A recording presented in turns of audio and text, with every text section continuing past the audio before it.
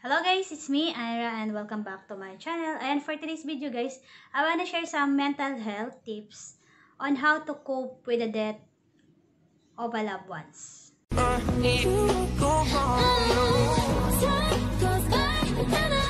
Pero bago tayo magsimula ay, kumbaga po lang po kayo sa akin channel, huwag niyo kung kalimutan mag-subscribe at pinutin niyo na rin po yung notification bell dyan sa baba para update po kayo kapag nag-upload po ako ng panibagong videos. Nagbuntis ako at the age of 21. So, ayun. Ayun guys, hindi ako masailan sa pagbubuntis ko na yon. So, bali hindi ako nagsusuka. Kasi nung niresetahan ako ng doktor ng mga vitamins, nagsuka ako. So, after 2 months ata yun. Nagsuka ako. Tapos, yung first month, hindi ako nagsusuka. 2 months, nagsuka ako dahil sa mga reseta siguro ng doktor. Kasi sabi ko sa doktor, nag-ano sa akin. Sabi ko, baka pwedeng hindi na ako mag-take ng mga gamot na reseta niya kasi, nagsusuka ako. Sabi ko, baka yun yung naging dahilan ng pagsusuka ko. Sabi niya, sige, hindi ka na mag-iinom ng mga gamot na yan. Pero, lahat ng kakainin ko na ulam ay may sahog na malunggay. So, ayun yung ginawa ko. Araw-araw kami malunggay. Lahat ng ulam may lahok na malunggay. So, hindi na ako nag-vitamins. Tapos, ayan, di na rin ako nagsuka. Hindi ako masayla. Hindi ako nahilo. Tapos, ayun guys. After 7 months, nag-labor na naman ako. Sabi ko sa asawa ko, parang makanganak na naman ako. So, dinala ko niya sa midwife na pinapacheck upan ko. Tapos, ayun nga, open na yung aking bali na siya, 3 cm na yung pa-check up ko na yon. So, tapos, sabi niya, sige, pwede niyong iuwi muna kasi hindi pa naman yung mga anak, baka bukas pa o sa makalawa. So, inuwi muna ako ng husband ko dun sa mama ko, dun muna ako. After ng, kasi umaga yun umaga ako nag-labor, laging umaga. Tapos, mga 6 ng hapon, sobrang sakit na. So, pinainom ako ng tita ko ng yun, luya na may itlog na sariwa na na hindi luto. So, yun pinainom niya sa akin para daw pampabilis makanak. Ako naman, inom lang ako ng inom ng kahit anong ibigay sa akin kasi gusto ko lang, syempre, manganak ako ng mabilis. So, ayun. Pagdating namin doon, para ako nadudumi, sabi ko, CR muna ako. Tapos pagdating ko CR, di naman ako nadudumi, dugo na yung lumalabas. Sabi niya, wag ka nang pumunta dyan, halika na dito. So, nilagay niya agad ako sa delivery room. Tapos, after ilang nanganak na ako. Tapos, lagi naman sa mga bata. Ang laki naman ng bata So, sa timbang niya, may 2 kilos yung baby ko kasi nga, hindi ako masaya magbuntis, hindi ako nagsusuka. Healthy yung mga kinakain ko. Tapos, ayun, yung niya, yung timbang niya, isakto naman sa, parang hindi siya premature. Tapos, yung katawan niya, bilog, tapos mataba. So, pina-check up nila, dinala so, syempre, sa panganay ko, gano'n na yung 7 months na. Alam ko na yung mga, yung mga gagawin, yung mga kailangan pwede niyang inumin na gatas. So, ayun, nung dinala nila, okay naman. Meron namang butas yung puwet, yung ilong, yung mata. So, ayun, okay naman. After 2 days ata yun, inuwi na namin sa nagkataon, wala yung mama ko. Tapos, naman yung tita ko. Kaso nga lang guys, after 2 days na yun sa nung gabi, paghawa ko sa kanya, hindi na gumagalaw. Din siya, ginagawa ko rin sa kanya, dropper lang din.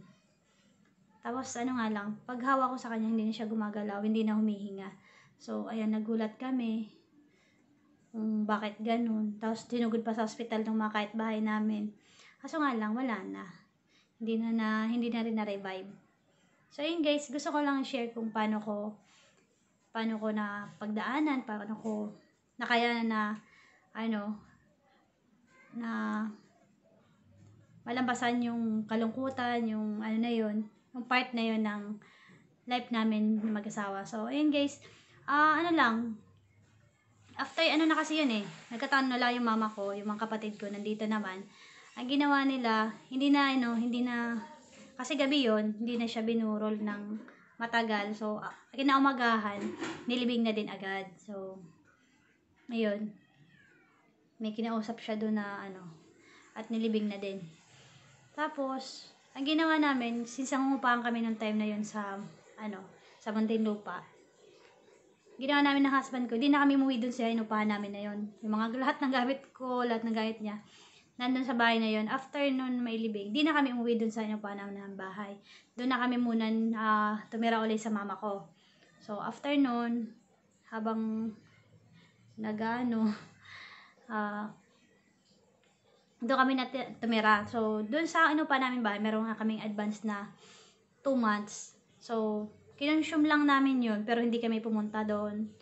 Para na din. Kasi ayoko na talagang tumira pa doon. Kasi alam ko, pag tumira pa kami doon, lalo lang akong malulungkot. At maalala yung mga nangyari doon sa bahay na yun.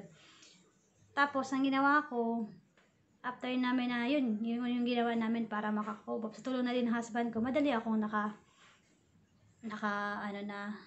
na-accept na wala na talaga yung baby. Tapos, ang ginawa namin, naghanap uli kami ng bahay sa malapit sa trabaho niya. Kasi driver siya nun. So, dun sa malapit sa garahe. Nakakuha kami ng bahay. Tapos, ang sabi ko kasi ang hanapin is, yung meron akong paglilibangan, meron akong tindahan. So, ayun, ang nakuha namin na bahay is, pwede magtinda-tinda ng sari-sari store. So, ayun.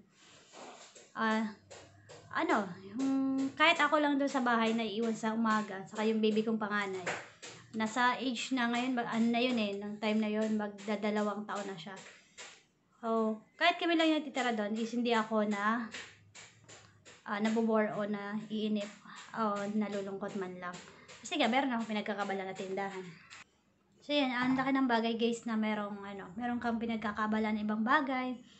At the same time, meron mga umaalalay sa yung mahal mo sa buhay. So, like your parents, mga kapatid, so asawa at kamag-anak, na nag-aalala at lagi pumupunta sa'yo at bumibisita. So, malaking factor kasi guys, para makakupa sa mga problema at mga iniisip, ayun, yung pagmamahal na nakukuha mo sa pamilya mo.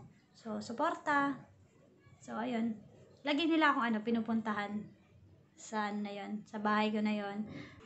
Sana, tulad ko, hindi natin maiwasan na may namawala sa ating pamilya, ating mga mahal sa buhay. Ay accept na lang natin yung realidad na ang life ay, sabi nga, una-unahan lang yan. So, ayun guys, alam ko sa, ngayon, maraming pinagdadaanan yung bawat isa sa atin. Kasi sa panahon ngayon, lalo na, may mga bagay na, bigla na lang nangyayari. At bukod dun guys, sa suporta at pagmamahal ng pamilya, napaka-importante din yung acceptance mo sa sarili mo na ng mga bagay-bagay na nawawala sa'yo at talagang guys na tagapin na lang natin na may mga bagay na hindi talaga magtatagal at hindi pang habang buhay nating makakasama. So, ayun guys, laking factor din yung yung lumipat kami ng bagong tirahan, bagong environment. So, bumalik lang kami dun sa bahay namin na yun, nung after na namin ma-consume yung 2 months. Saka lang kami bumalik dun para kunin yung mga gamit namin. So, ayun guys, sana meron kayong nalaman at merong nakuhang konting idea sa aking video na to guys. Ayun, thank you for watching this video.